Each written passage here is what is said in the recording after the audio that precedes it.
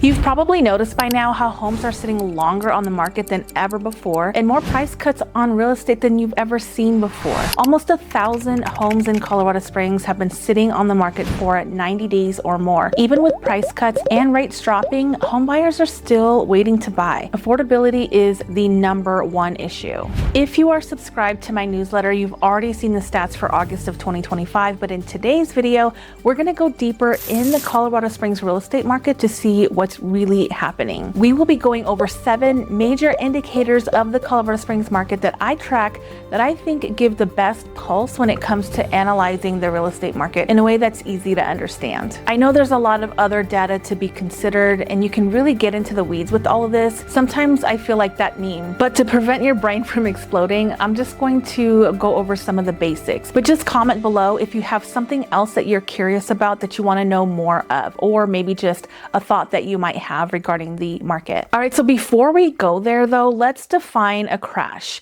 A real estate crash is a sharp, rapid decline in housing prices caused by factors like an oversupply of homes, a drop in buyer demand, often due to economic recession or high mortgage rates, and excessive risky lending. This can lead to market chaos with increased foreclosures, property values plummeting, leaving some homeowners with underwater mortgages, essentially owing more than the home is actually worth. Now, we are seeing a lot of the underwater mortgages right now. We have a lot of military movement, and buyers that bought in 2022 at the peak of the Colorado Springs real estate market, they're now being stationed elsewhere and they're having to leave the state, and a lot of them are struggling to sell their homes, unfortunately. But more on that later in the video. But there are also key indicators that a crash is on the horizon. And these things always happen before a real estate crash. First, it's low demand, and we are experiencing that right now. Not as many buyers in the market because of the high interest rates and the economic uncertainty.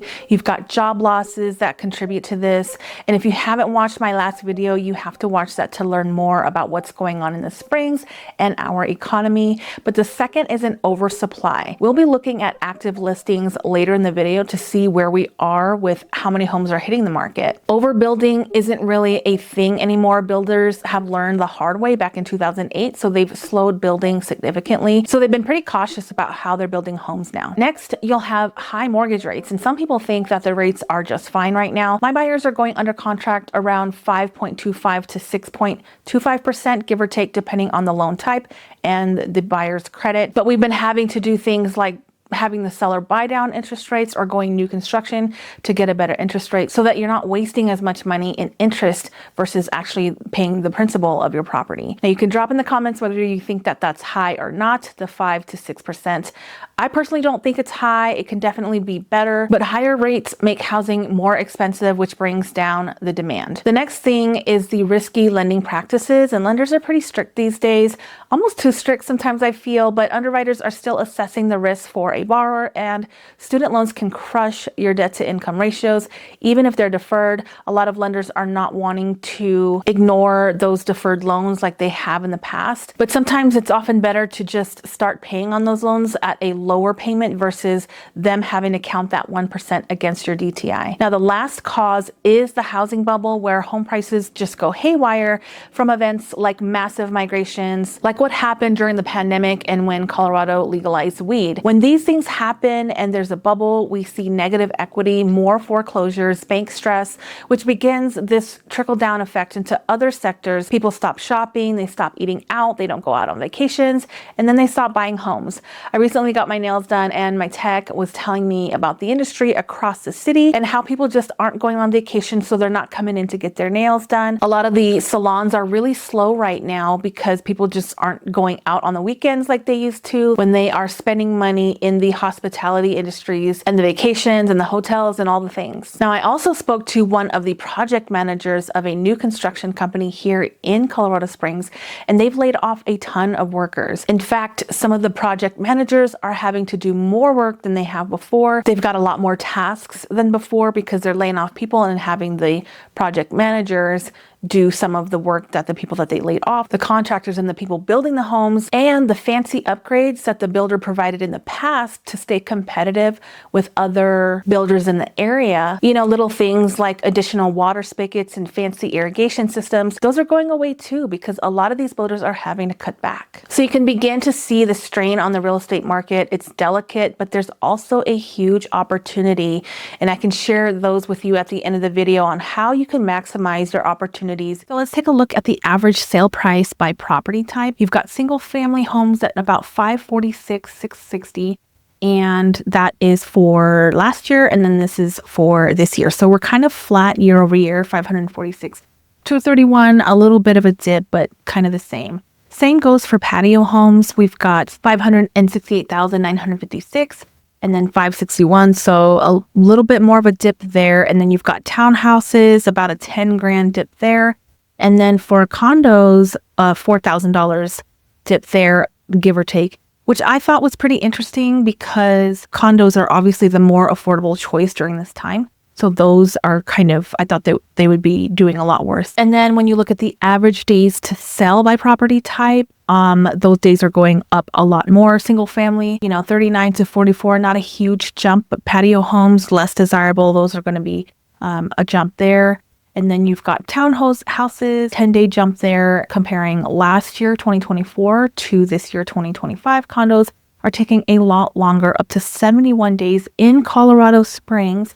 These stats are from Colorado Springs. I don't add all of the other neighboring cities. So if there is a city that you want to learn more about, Fountain, Peyton, just drop a comment below and I can get those stats out to you. Now, another thing that I like to track, because this is going to show the number of sales and the demand for housing. So last year was pretty rough. The year before that was also kind of rough. So I feel like the market has just been bad for buyer demand because of the high rates for so long. If you take a look at August of last year, we had 795 sales, 807 for 2025. September, we're at 721, and we're still tracking on the end of September. Again, subscribe so that you can stay up to date on the Colorado Springs housing market. But I mean, the only month that was really better this year than last year, well, they've all kind of been better this year compared to last year. So it's a good sign that there's more demand than there was last year, which this year kind of feels like there's less because people might feel a certain way just because of what they're seeing. But then when you pull the data, you can see all of the correct information, know what you're actually talking about. Now, the next metric that I like to track is the El Paso County foreclosures. Definitely going way up on the foreclosures. Foreclosure starts are still historically low from $14.99 in 2015. I kind of like to use the 2015 year as a control measure. I feel like that's when the Colorado Springs real estate market was still somewhat normal. In 2024, there were 613 foreclosures in El Paso County, and 2025 is tracking higher, but even at this pace, it will likely remain historically low by the end of the year, but you never know. So you'll have to subscribe to find out how the foreclosures are doing. Now, this is an interesting chart. This is a 10-year graph on sold listings. And so you can kind of see the colder months are going to be lower here. And then as you get into summer, these are the peak months, best times to sell if you're a seller. If you are a buyer, the best time to buy is going to be when nobody else wants to move, which is during the cold months. And so this black line here is 2015. And that's kind of, like I said before, the control year for me when things were more normal. And then 25 is going to be this pink color. And so these are historically low sales. We did have this one year, 2024 was pretty bad too. And then 2023. So like I said, the last few years have just been not super exciting to buy real estate. And then you have all these colors here where things were just a little bit more normal. So this is the first time in a video that I've tracked the local unemployment statistic. This only goes through July of 2025. So if you guys want more of these style of videos, can you please like this video? Because that's going to be the signal for me to go ahead and make more videos like this. You can get more statistics. These videos take a long time, so I don't want to waste my time if people aren't going to watch them. But you can see unemployment rate and then the year down here. And so right now we're sitting at 4, right right at 4 for the unemployment rate here in Colorado Springs. This is based on the Bureau of Statistics, labor statistics, and I pulled this on September 10th. Now, the number of active listings, this is where people start saying, you know, oh, there's a crash, there's an oversupply. We haven't had this many listings since 10 years ago. Well, it's sensational for sure. But this is the black line, which is like, again, my control 2015. And then this pink line is going to be the 2025 number of active listings. So you can see we're still low on listings. And this black line is a more healthy market, but also this was a healthy market when there were 300,000 people living here. Now that we've got 500,000 people living here, this should be way higher in my opinion. I would like to see 4,500 homes for sale in Colorado Springs, but let me know in the comments what you think. You might disagree, but this is my opinion. And then we have the single family market trends for Colorado Springs. People are not getting their list price, their asking price. They're going lower by about 1.3%. And it's actually down month over month. And the months of inventory, still not a buyer's market. A lot of people are saying it's a buyer's market. Not a buyer's market. However, I will say that it is a buyer-friendly market.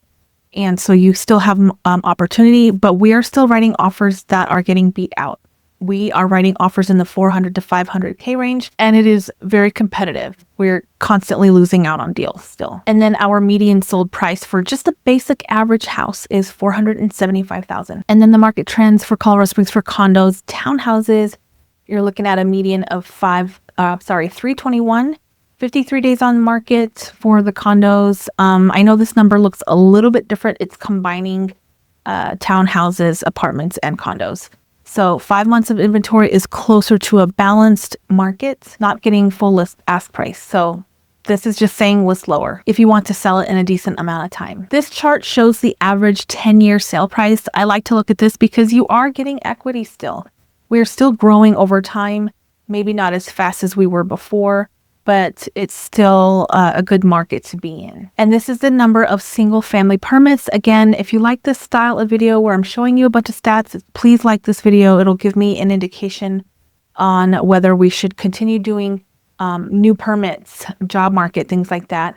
The new permits for August of 2025, it was really low. People just aren't buying. So builders, this is the builders single family permits. Now, the absorption rate, this measurement is kind of tricky to me because it doesn't reflect what I refer to as the new market. Years ago, it was normal for a house to sit on the market for 90 days. So when people see listings that are sitting longer, they think that something is wrong with it based on the typical sales cycles that we've seen over the last few years. But when you break it down, how does the real estate industry calculate a buyer market versus the seller's market? Well, it's by this absorption rate, and the absorption rate shows how quickly homes are actually selling. You figure it out by taking the number of homes sold in a certain time period, comparing it to how many are on the market. And if the rate is low, homes are selling fast and demand is strong. And if it's high, then there are too many homes that are sitting on the market and not enough buyers. And that's kind of the situation that we're in now. Our market has been hot for years, but it finally peaked in 2022 when the rate spiked and has been cooling off ever since.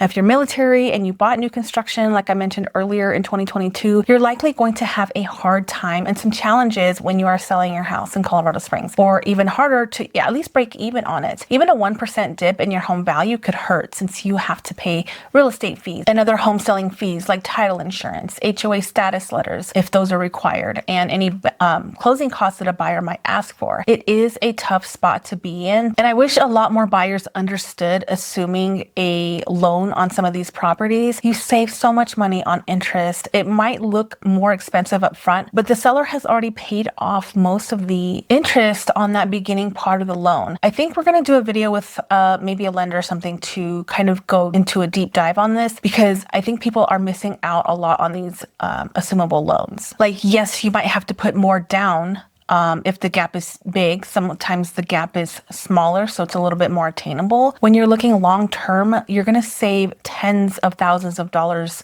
if not maybe 100K or more, depending on how much is left on that loan and how long you're going to be living there. But if you are a seller and you're looking for some ways and some options to get your home sold, book a consultation linked below this video. And if you are a buyer and you want to buy a house right now, there are opportunities, even with these assumption loans. A lot of people will look at price, but that is not always a true measurement of what a house costs. There's so many moving parts on a loan, and I'd love to help you navigate that whole process. Just book a free consultation. There's no pressure, no cost to you, just to kind of assess where you're at. Especially if you're a first-time home buyer, we've been getting way more offers accepted lately with my clients walking into equity. You just have to keep an open mind. Buying a house that might not be perfect or ideal, allowing the seller to provide that carpet credit or paint credit to you, and just, sucking it up just to get the deal for, maybe your house might be not move-in ready right away. Maybe it'll take a week or two. You can find programs that keep your monthly payment low with little to no money down. And if you need help with this and you're buying in Colorado Springs, again, book a free consultation below. At the end of the day, the market, in my professional opinion, is not crashing, but more so normalizing. It's not normal to have bidding wars on every property. It's not normal to have little to no options when you're out searching. The amount of new listings that are coming up on the market, think about it. You have 500,000 people living in Colorado Springs, and we only have 2,500 homes for sale. Like that is not a crash. But again, leave your comments below. Would love to hear your thoughts. If you're interested in learning more, make sure you watch the video that's popping up next on the screen. I think it's going to help you a ton. Don't forget to subscribe. My name is Iris. I'm a real estate agent in Colorado, and if you need help buying or selling real estate anywhere in the US or even overseas, please reach out. I would love to help connect you with an agent, or we can work together on helping you buy and sell real estate.